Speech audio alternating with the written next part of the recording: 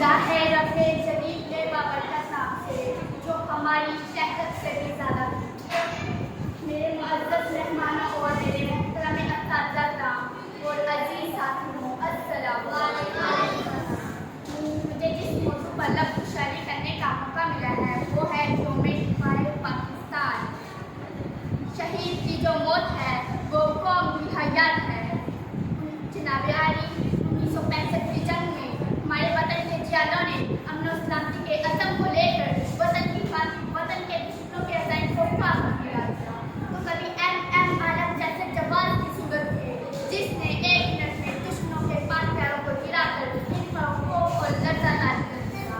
तो कभी राशिद मनहास, मेजर फैज और कैप्टन कर्नल शेर खान की सूरत में। तो कभी मेजर अजीज भट्टी की सूरत में जिसने अपने सीने पर बम बांधकर इस बात का ऐलान कर दिया कि चाहे मेरे जिस्म के टुकड़े